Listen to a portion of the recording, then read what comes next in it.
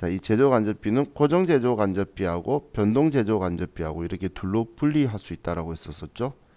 근데 지금은 이렇게 구분을 하지 않고 지금 우리가 계산을 했죠.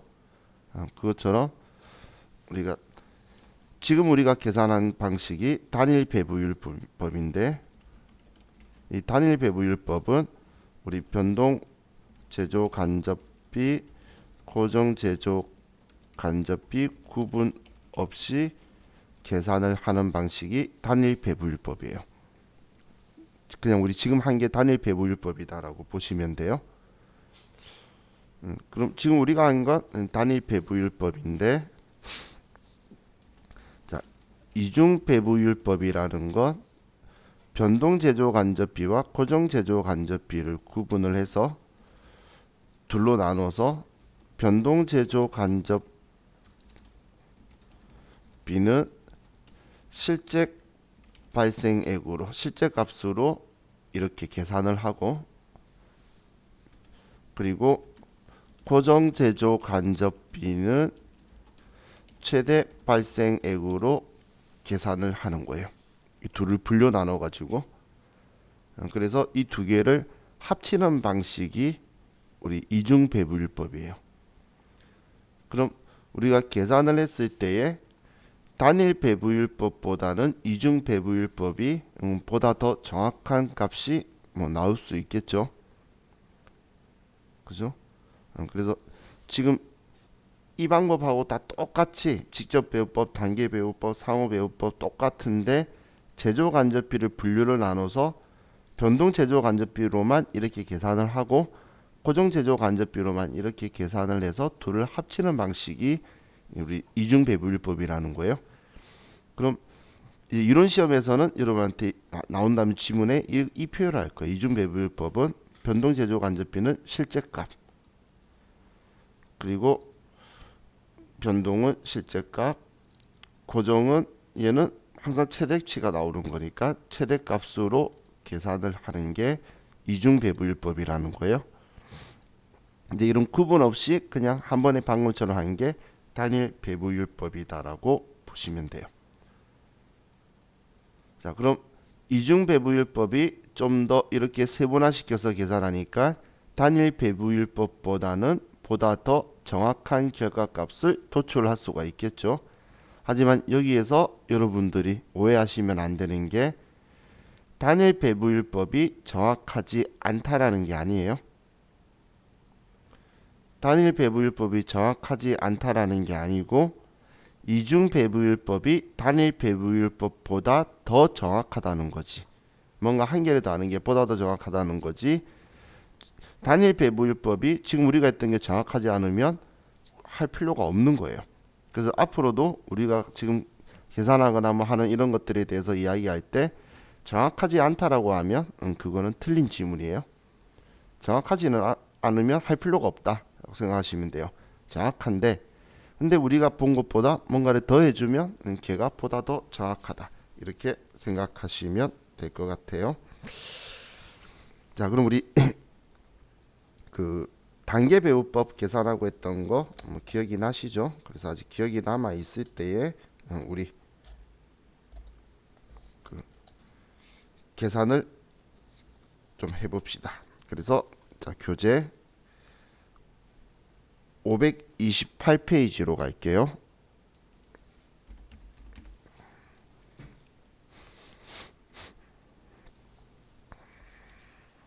528페이지.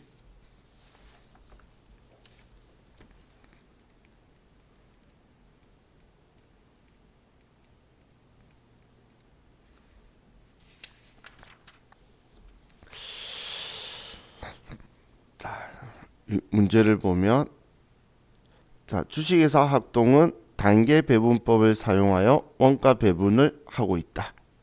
아래 자료를 이용하여 조립 부문에 배부될 보조 부문 원가는 얼마인가? 자, 지금 조립 부문에 배부될 우리 보조 부문 얘 둘이가 준 원가가 얼마냐라고 물어본 거예요. 그리고 단계 배분법이니까 우리는 전력 부분을 먼저 배부한다. 우선순위를 당연히 정해주게 되겠죠. 그렇죠? 자, 그럼 음,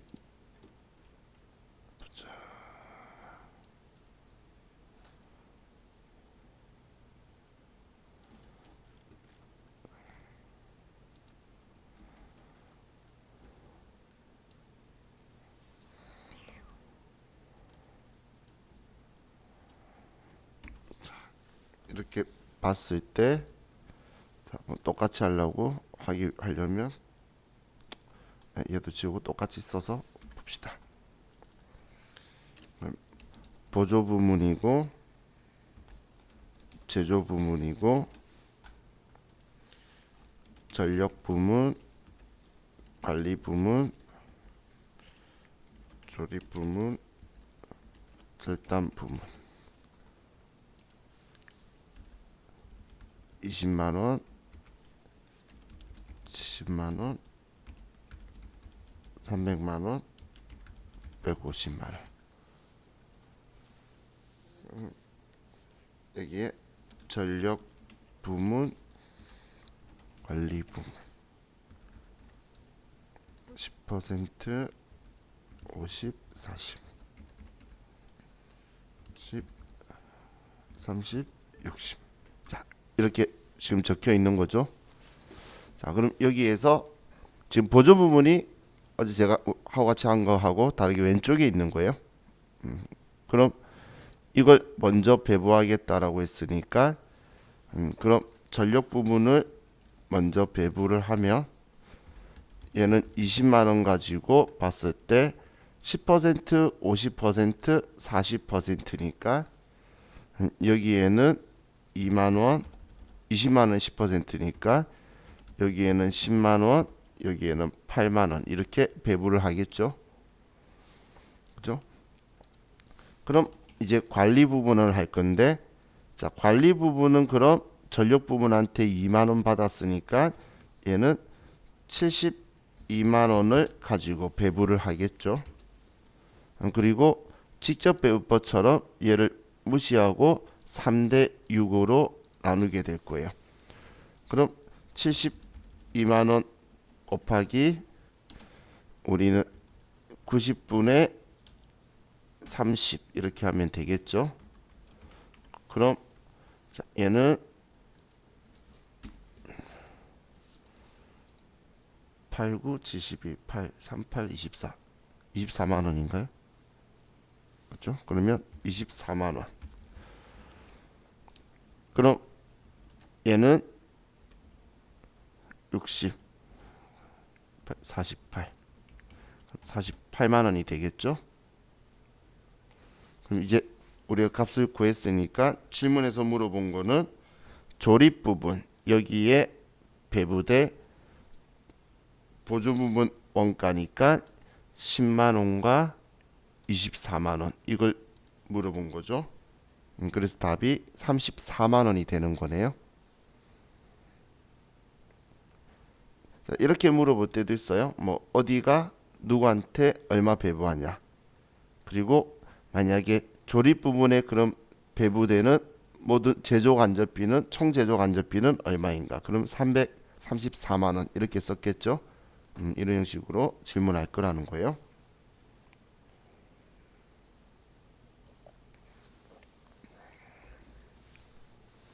자, 다음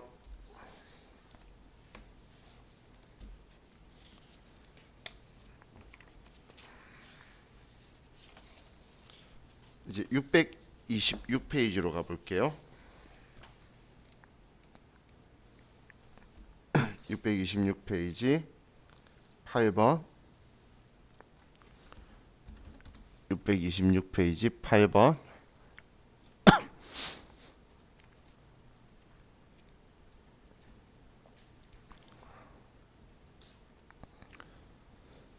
자, 다음 자료를 이용하여 제조 부분 A에 배분해야 하는 보조 부분 총 변동 원가는 얼마인가? 자, 주식회사 통일 제조는 두 개의 보조 부분 S1, S2와 두 개의 제조 부분 A, B를 두고 있다. 당연도 6월 중에 각 보조 부문에서 생산한 보조 용역의 사용 원가율은 다음과 같다. 자, S1 부분과 S2 부분에서 당월에 발생한 변동원가는 각각 40만원, 20만원이었다. 주식회사 통일제조는 보조부분 원가의 배분에 단계 배분법을 적용을 하며 S2 부분부터 배분한다 라고 적혀 있네요. 자, 그럼 지금 에 적혀 있는 것 가지고 보면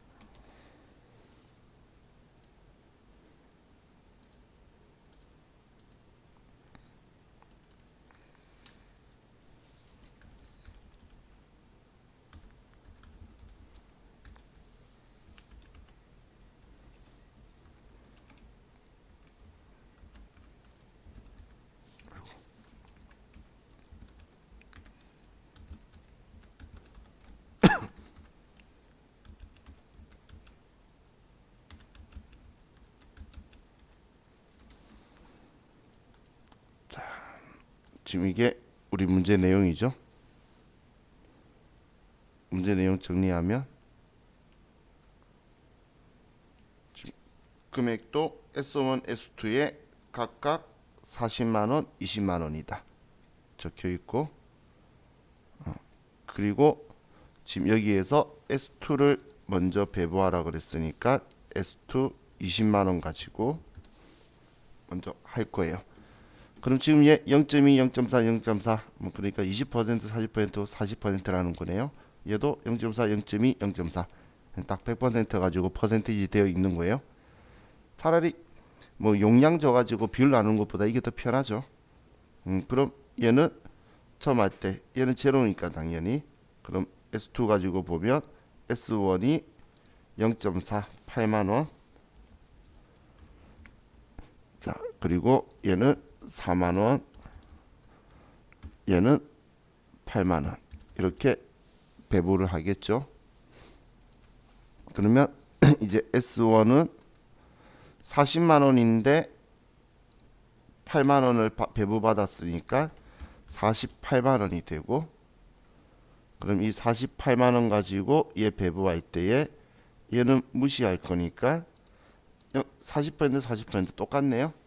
그러면 24만원, 얘도 24만원 이렇게 배부가 되겠네요.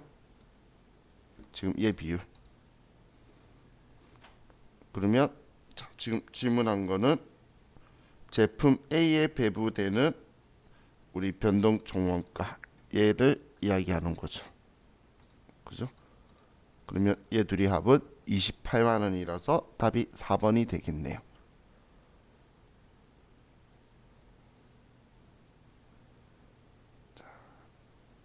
이해 가시나요?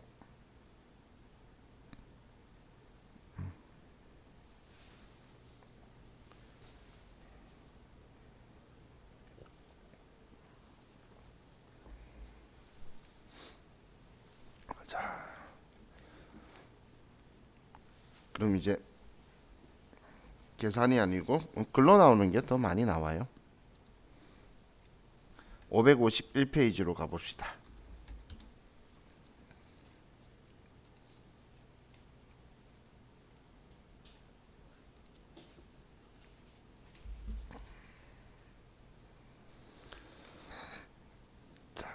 구문 문제 보면, 자 다음 중 보조 부문의 원가를 제조 부문에 배부하는 방법이 아닌 것은. 자 방금 부문별 원가 계산했던 거 세 가지 방법 기억나시나요? 그렇게 오래는 안 됐죠. 오늘 이야기했잖아. 직접 배우법, 단계 배우법, 상호 배우법. 비례 배우법은 들은 적이 없죠. 여기서 쓰는 거 아니에요. 아직 우리가 안 들었기 때문에. 그래서 이 세 개가 지금 우리 보조 부분 원가를 제조 부분에 배부하는 게 지금 부분별 원가 계산이죠. 지금 우리 하고 있는 거, 이 방법이 이 세 개라는 거예요. 그래서 답이 1번이 되죠. 문제 좀 시원찮죠? 자, 다음 580페이지 볼게요.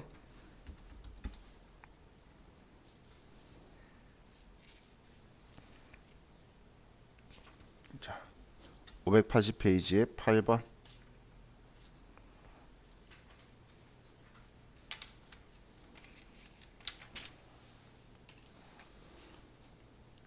자, 8번 문제 볼게요. 다음은 보조부문비 배부 방법에 대한 설명이다. 틀린 것은. 자, 1번. 직접 배우법은 보조부문 간의 용역수수 관계를 일부 고려하는 방법이다. 직접 배우법은 전혀 고려하지 않는 방법이죠. 일부 고려하는 건 단계 배부법이죠. 그렇기 때문에 1번은 틀렸네요. 그죠? 두 번째, 상호배우법은 보조부문 간 용역수수 관계를 완전히 고려하는 배부 방법이다. 완전히 고려한다. 맞죠? 다음 3번, 상호배우법은 다른 배분 방법에 비해 정확한 원가 배분이 가능하나 많은 시간과 비용이 소요되는 단점이 있다. 상호배분법의 특징이었죠. 다음 단계배분법 적용 시 가장 많은 부분의 용역을 제공하는 부분부터 상대적으로 적은 부분의 용역을 제공하는 보조부문 순으로 제조부문비를 배분한다. 그 이유가 전부 다 안 쓸 수도 있잖아. 여러 개가 있는데. 그러면 최대한 많이 분포된 것부터 순서대로 제거를 해내려간다. 그런 이야기예요. 그래서 틀린 답이 1번이 틀렸네요. 자, 그럼 이제 600페이지로 가서 9번을 보면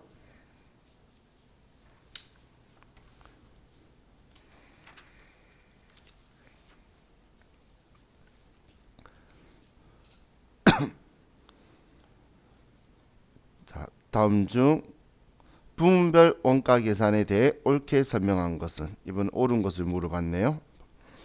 1번 직접 배우법은 보조부문 상호 간 용역수수 관계를 가장 잘 반영한다. 아니죠. 반대죠. 전혀 고려 안 한 게 직접 배우법이고 상호 배우법이 가장 잘 반영한 거고. 두 번째, 단계 배우법은 상호 배우법보다 우수하지만 왜? 주관적 판단에 따라 결과가 달라지는 단점이 있다. 이건 아예 틀린 지문이죠. 자, 세 번째, 제조 공장 임차료를 각 부문에 배부하는 기준으로 각 부문의 작업 인원수가 가장 적당하다. 임차료를 인원수로 하는 게 적절할까요?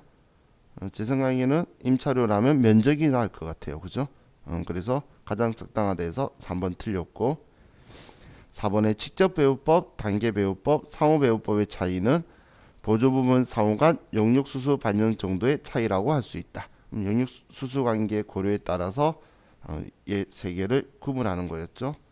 그래서 4번이 틀렸네요. 자, 다음 609페이지로 가면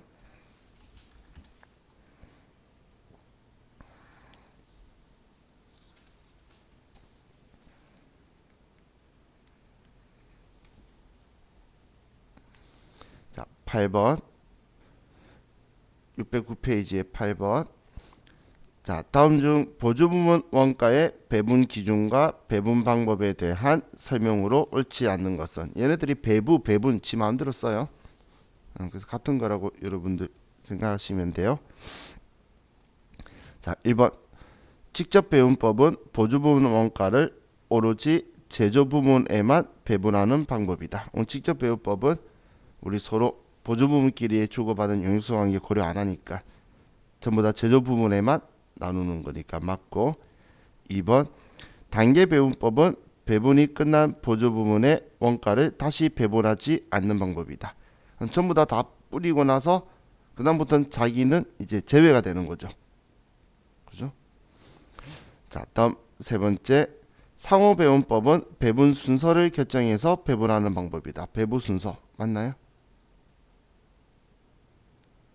아니죠. 상호 배분법은 우리는 그 배분 순서가 아니고 용역수 관계를 완전히 고려하는 거고, 상호 배분법은 그 단계 배분법이 배분 순서를 결정해서 하는 거죠.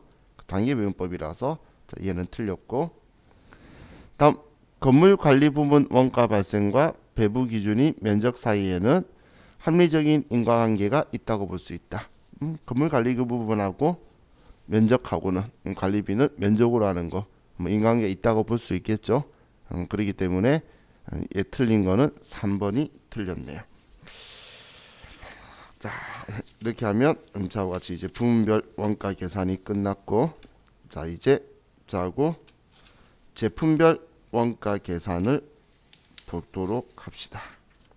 자, 교재는 165페이지로 갈게요.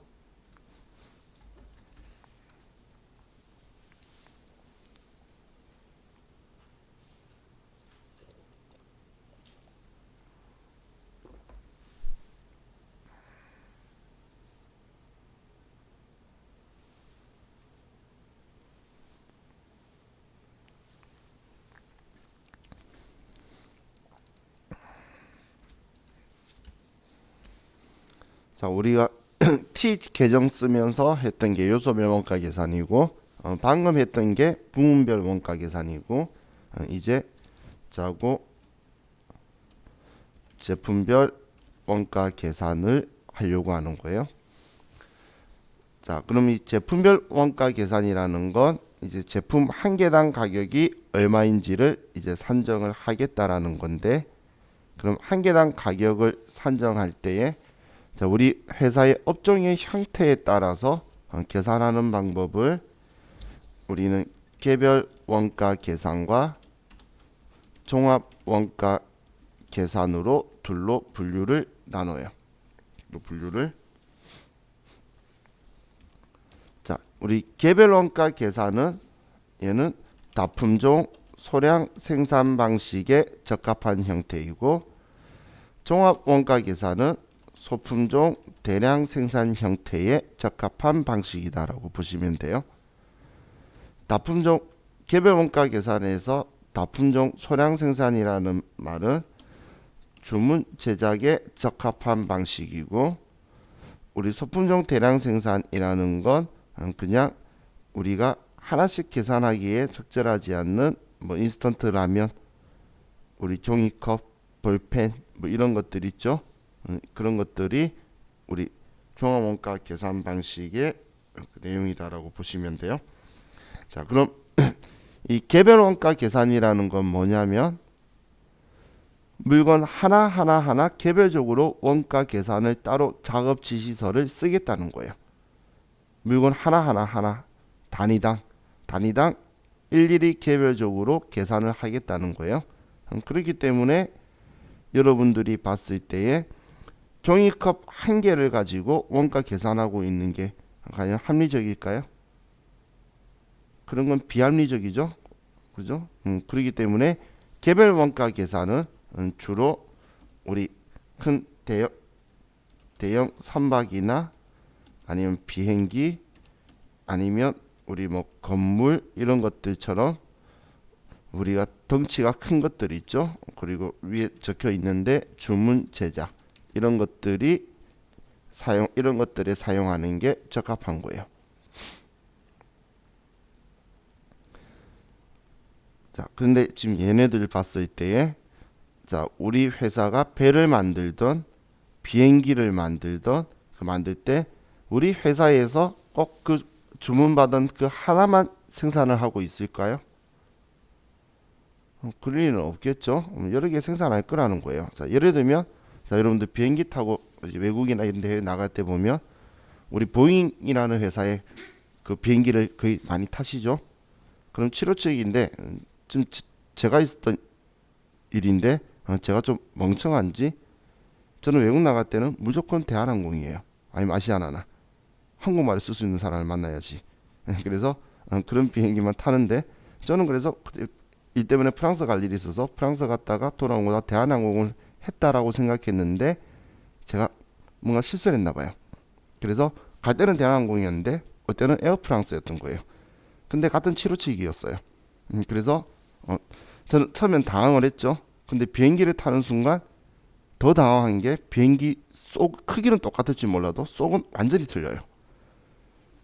심지어 장점으로 말하면 걔네들은 길이가 길어서 그런지 이코노미라도 폭이 넓어요. 한 줄이 없는 것 같아. 한두 줄이.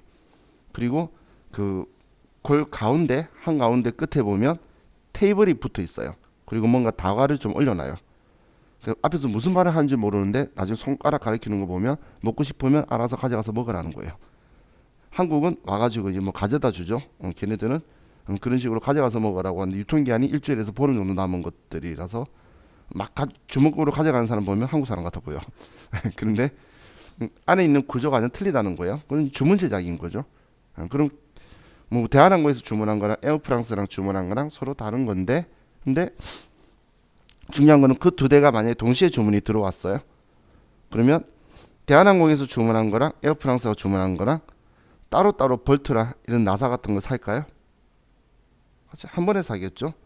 또 비행기를 용접하거나 뭐 볼트를 쪼거나 이런 사람들은 이 비행기 저 비행기 안 가리고 다 같이 움직일 거라는 거예요. 그러면 한 대만 가지고 우리가 계산을 해야 되는데, 그런데 공통으로 사용되는 부분들이 있다는 거죠. 그럼 공통으로 사용되는 거, 또 비행기 만드는 공장은 또 한 공장일 거라는 거예요. 그럼 공통으로 사용되는 걸 어떻게 분배를 해서 나눠야 비행기 한 대당 원가가 얼마 들어간다라고 통제를 할 수가 있겠죠. 그렇기 때문에 우리 이 개별 원가 계산의 핵심 과제가 뭐냐면 제조 간접비를 어떻게 배부할 거냐라는 거예요. 방금 제가 말했던 그런 테이블이나 이런 것들은 대한항공에는 안 들어가고 에어프랑스에만 들어가요. 그럼 에어프랑스 비행기에만 넣으면 되니까 추적 가능한 거는 걔한테만 쓰면 되는데 두 개가 공통으로 들어가는 것들이 있다는 거예요. 거기에 쓰는 인건비도 공통으로 들어가는 게 있을 거고, 우리 제조 경비들도 우리 부품이나 작은 것들도 똑같이 사와가지고 이쪽 저쪽에 쓸 거니까, 그리고 용접하시는 분도 이 비행기도 용접하고 저 비행기도 용접할 거예요. 근데 그분의 그날 예량은 그날 인건비니까 어떻게 배부할 거냐, 이게 핵심 과제라고 보시면 돼요.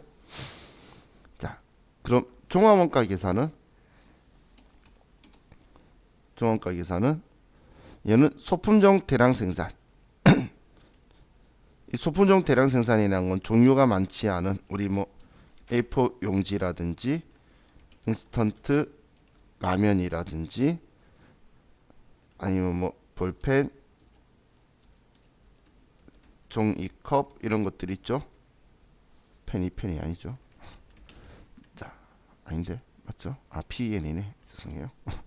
자, 그럼 이런 것들은 한 개씩 한 개씩 계산하는 게 적절하지가 않겠죠.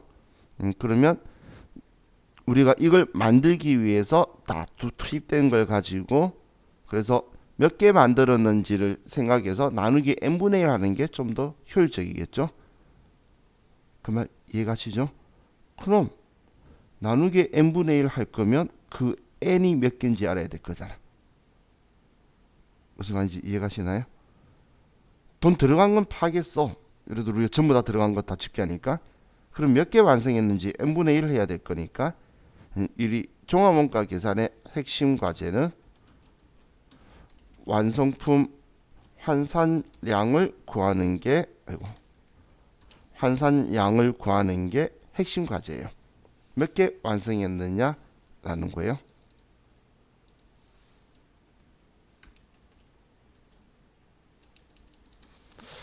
자,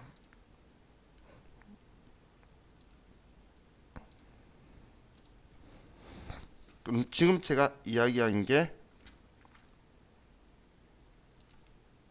지금 이 내용에 대해서 필요한 부분만 정리를 한 건데, 근데 지금 우리 한 개당 가격의 정확도를 따져볼 때는 당연히 개별 원가 계산이 그 하나만 바라보고 했기 때문에 보다 더 정확하긴 하겠죠. 하지만 종합 원가 계산이 한 개당 가격에 들어가는 이 원가 계산 소요 비용을 봤을 때는 종합 원가 계산이 더 경제적일 수밖에 없겠죠. 그래서 자, 우리 용어 중에서 작업 지시서라는 게 있는데 이 작업 지시서는 개별 원가 계산에서 사용하는 거예요. 그 건설 회사에서 제가 그때 일을 조금 해본 적이 있었는데 그 이제 회계 담당자로 있었었는데 그때 원가 위가 참 많이 늘었어요. 근데 아파트는 이제 개별 원가 계산으로 가는데 거기 보면 이제 직접 재료비, 직접 농업이 이제 아파트도 동마다 평형이나 타입이나 다 틀리죠. 그럼 직접 재료비는 거기 들어가는 것만 이제 지시서에 쭉 적혀 있어요. 그런데 그 시멘트 그리고 그 콘크리트 그 레미콘에서 오는 거 붙는 거 그리고 벽돌이라든지 철근이라든지 인건비라든지 그거는 어떻게 들어가는지 어디에 아파트 몇 동에 얼마 들어가는지 알 수가 없겠죠. 그러니까 그분들은 우리 배부 기준이라는 걸 잡아서 이렇게 적어둘 거예요. 그럼 그 기준에다가 쓰도록 해서 쓰는 그 계산하는 그 용지가 작업 지시서라는 거예요. 그래서 작업 지시서는 개별 원가 계산에서 쓰는 거다라고 보시면 돼요. 그럼 제가 왜 이 예를 열었냐면 여러분들이 기억을 하세요. 지금 이거 시험에서 또 매우 좋아하는 애예요. 이것만 가지고도 문제가 나와요. 회계 1급도 많이 나오고 세무 2급도 들어 나와요. 이것만 가지고 문제가 나올 거라는 거예요. 자, 예를 들면 519페이지로 갈게요. 519페이지.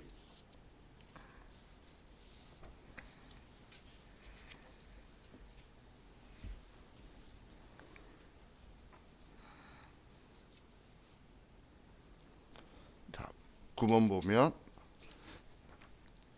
개별 원가 계산에 대한 설명으로 가장 옳지 않는 것. 개별 원가를 한 개씩 하는 거라 그랬어요. 다양한 품종을 생산한다. 이때 개별 원가 계산을 하겠죠.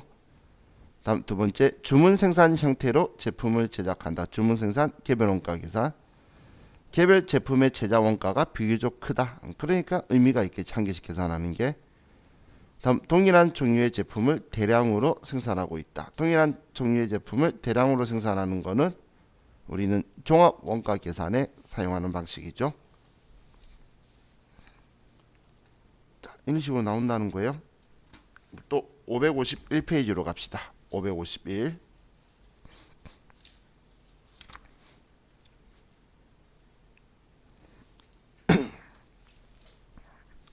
자, 6번에 종합원가 계산과 개별원가 계산에 대한 설명으로 옳지 않는 것. 자, 개별원가 계산은 다품종 소량 생산 형태에 적합한 원가 계산 방법이다. 맞죠? 551. 자, 다음.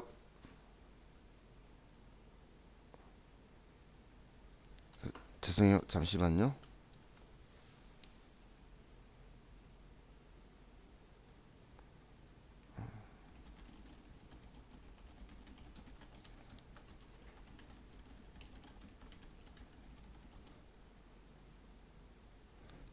자, 죄송해요. 11시 우리 11시 우리 학원에 우리 부원장한테 연락 왔죠? 문자 안 왔어요?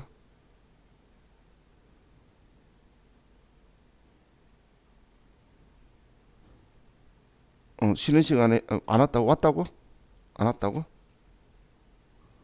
얼굴이 안 보니까 신호를 모르겠어. 왔다고 안 왔다고? 왔다고? 좋은 거예요. 쉬는 시간에 연락해요. 좋은 거예요. 뭐 시키는 게 아니라 좋은 일이 있나 봐. 그러니까 연락이 안 된다고 나한테 연락이 왔어요.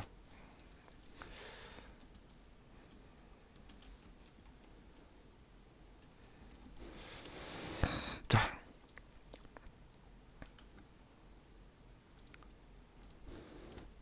방금 이제 첫 번째 거. 자, 2번. 자, 종합원가 계산은 소품종 대량 생산 형태에 적합한 원가 계산 방법이다. 소품종 대량 생산. 이게 종합원가 계산이죠. 자, 3번에 개별 원가 계산은 직접비와 간접비의 구분이 중요하다. 이게 뭘까? 무슨 말일까? 그렇죠. 간접비가 제조 간접비죠. 직접비가 직접 재료비, 직접 농업이죠. 그럼 이 개별 원가 계산의 핵심 과제가 제조 간접비를 배분하는 건데, 그럼 제조 간접비를 알아야 될 거잖아. 제조 간접비를 알기 위해서 직접 원가를 어디 들어가는지 아니까 걔부터 빼내는 거예요. 그래서 개별 원가 계산은 우리 직접비 간접비 구분이 중요한 거겠죠. 자, 그리고 종합원가 계산은 개별 작업별로 원가 계산한다. 개별 작업별로 하는 건 개별 원가 계산이죠. 그래서 4번이 틀렸네요.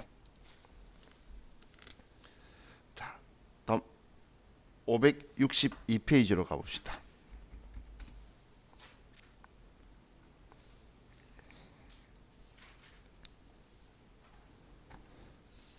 자, 562페이지 딱 펴자마자 눈에 띄는 애가 있네.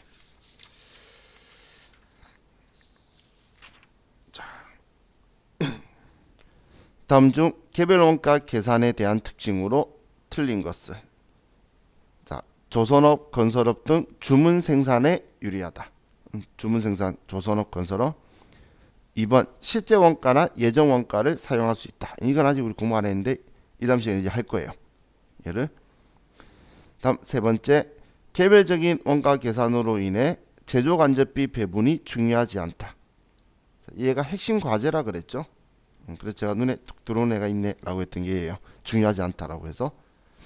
자, 제품별로 손익 분석 및 계산이 용이하다. 제품별로 계산하기 때문에 하나씩 하나씩 보니까 당연히 손익 계산이 유리하겠죠. 자, 다음 580페이지.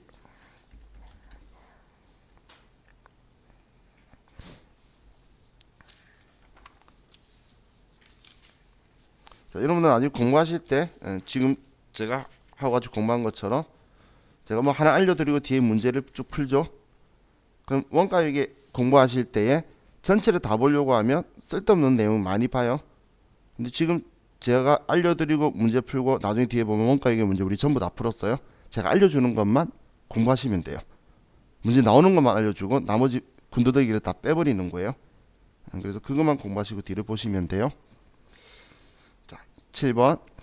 다음 중 개별 원가 계산에 대한 설명이 아닌 것은, 자, 개별 원가 계산에 대한 설명.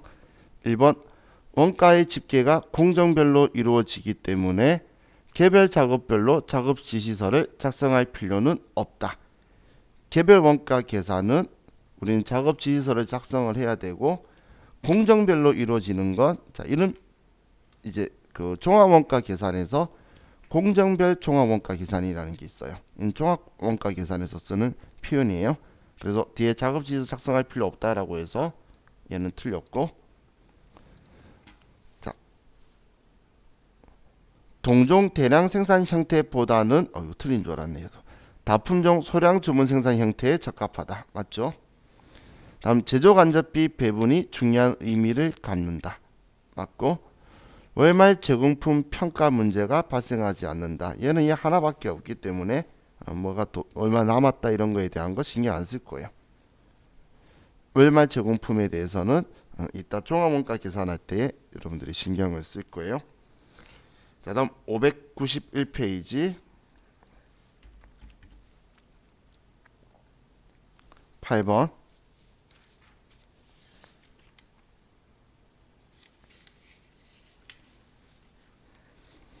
자, 개별 원가 계산의 특징이 아닌 것은, 자, 1번 개별 원가예요. 다품종 소량 생산, 주문 생산에 적합. 맞죠? 두 번째, 제조 지시서를 통해 개별 제품별로 제조를 지시한다. 맞고, 작업 원가표를 통해 개별 제품별로 제조 원가가 집계된다. 맞고, 제조 원가는 각 공정별로 집계된다. 공정별 종합 원가 계산, 이 생각을 하시면 되겠죠. 공정별 종합 원가 계산이 이런 거예요. 자, 여러분들 자동차가 개별 원가 계산일까요? 종합 원가 계산일까요? 이렇게 생각하시면 돼요. 여러분이 가지고 있으신, 아니면 여러분 가족의 자동차를 자동차 회사가 이 차만 가지고 나사부터 하나씩 하나씩 얼마 들어갔을까 계산하고 있을까요? 그럴 리는 없겠죠. 종합 원가 계산이라는 거예요. 물론 자동차도 주문 제작한 자동차는 개별 원가 계산이 되겠죠. 하지만 종합 원가 계산인데, 여러분들 뉴스 보면 그 자동차가 공장에서 크레인에 찍혀서 한 위치로 가면 뭐 사람들이 달라붙어서 번네트만 붙이고, 또 버튼 누르면 다음으로 넘어가서 뭐 타이어만 붙이고, 또 넘어가면 다음에선 유리창문 붙이고, 이렇게 하는 공정 하는 거 있죠. 그게 공정별 종합원가 계산이에요. 그러면 그 타이어만 붙이는 곳에서 타이어부터 그 사람의 인건비하고 전부 다 계산을 하고, 또 본닛 붙이는 곳에 들어간 인건비 전부 다 계산한 후에 몇 대 차가 지나갔는지를 계산을 해서 나누기 n분의 1하면 한 대께 나올 거잖아. 그 공정별 거를 합치는 게 종합원가, 공정별 종합원가 계산이에요. 그런 식으로 제조하는 데들도 있죠. 자, 다음 이제 600페이지.